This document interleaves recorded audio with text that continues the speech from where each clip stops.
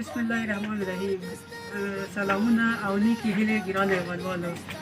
نن یو ځل بیا زه یو داسې کورنۍ ته راغلی یم چې ډېره بېوزله کورنۍ ده او ډېره په ستونزې سره مخامخ ده. او موږ اوس ځو هغه مورکۍ سره به خبرې کوو چې دوی خپل د ژوند کې څه ستونزې لري او نږدې نه به هغوی سره خبرې یتیم پلار دې شهید شوی او که مور دې نشته یتیم پلار دې شهید شوی او که مور دې نشته. سلام علیکم ولازم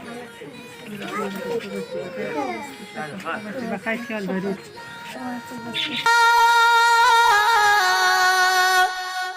چې لاس دې ونیسي راتېر دې کړي د ژوند پر لاره چې حوصله درکړه یو داسې مشر ورور دې نشته یتیم پلار دې شهید شوی او که مور دې نشته یتیم پلار دې شهید شوی او که مور دې نشته.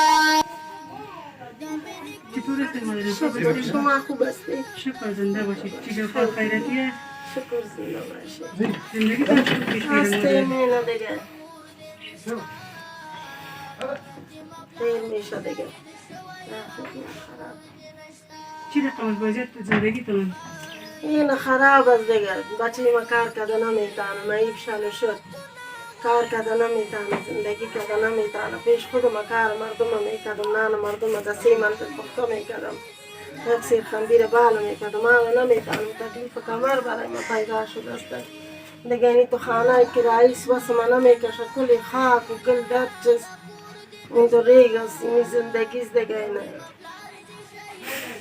چند تا اولاد داری مادر جان؟ 5 تا دختر کسی اینم یک بچرگه که مجوان مرد شد مرگی داشت 10 وقتی داری اینی است که بخکار کرده نمیتانه 24 ساعت مریض است و پند دوایا در جاویزان است دیگه بیام ناجوری و شن شد پایشی اینی تو درا میشه درا رفته نمیتانه مفتدب مفتپایش خون پر اما تو دمی جای افتادگی؟ ها خون پر از پایش شوار کن زنده نی؟ نه او چی وقت مرده؟ خیلی سرپرستی خانه تانده کی میکرد؟ کسانی دختره که مکتیم هستن اون شوید اونو مکمل کراچی چه زکار من در مفروشه کم بخونم کارش نمیشه شالوالی نمیمانه داماد دانه؟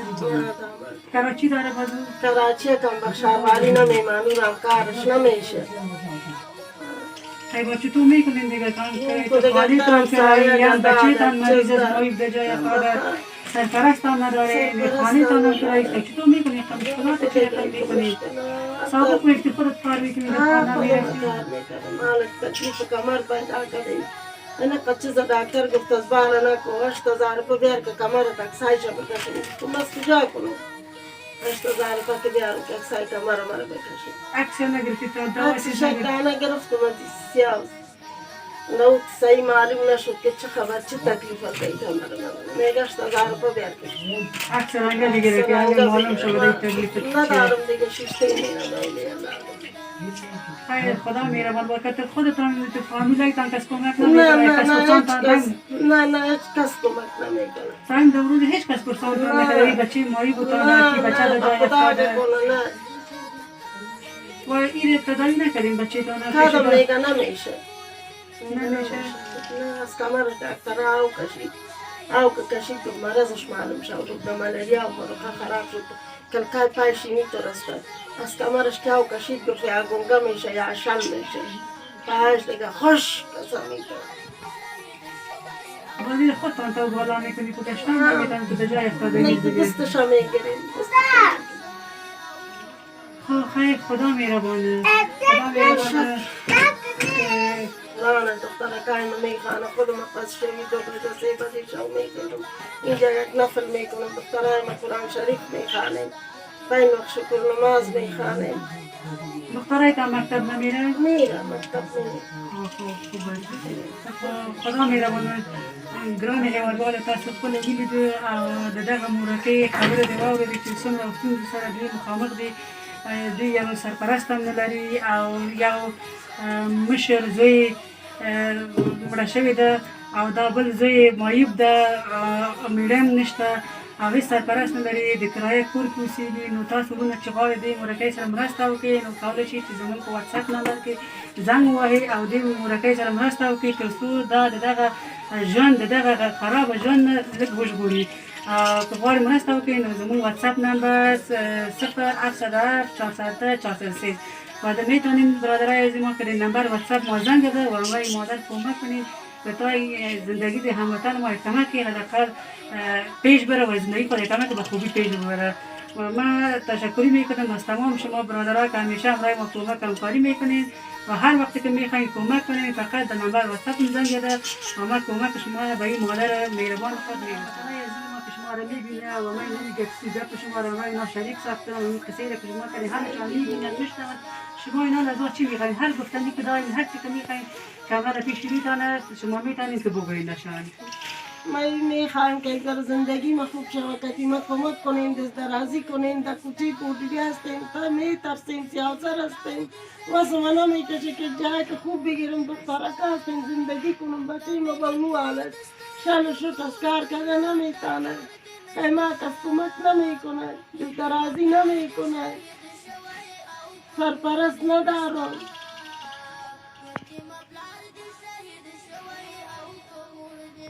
ازی بچه خود میخواهم که دست درازی کمک کسی ما کنه. وقت ندارم، توان ندارم، دینی کچی مردارم لالت کده.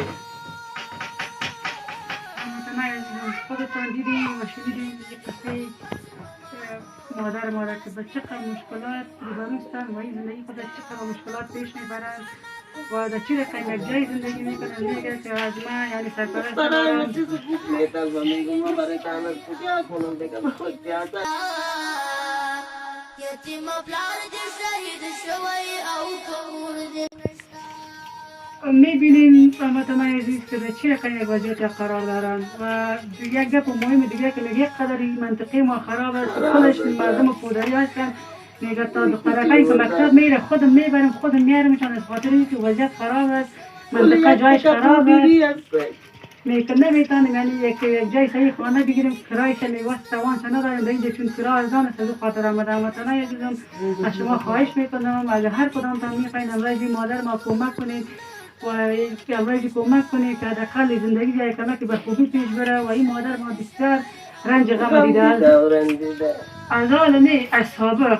اول خود شوهرش رو کمی شد، بعد از اون یک بچه جوانش بود و حال فعلا خودتان دیدین که بچه دومش است.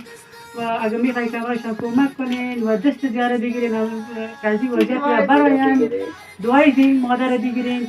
پس میتونین که در نمبر واتساپ ما زنگ بزنین 087 410 403 نمبر واتساپ ما در او زنگ ده و امروز ما تماس بگیرین کمکایتان به این مادر جان برسانید. و ما از تمام شما برادرها تشکری میکنیم چی در داخل هستین چی در خارج هستین. امروز ما همیشه کمک و همکاری میکنیم و امید همکاری های بیشتر تان. تشکر. زنده و سلامت باشین. جور آرام. خداحافظ.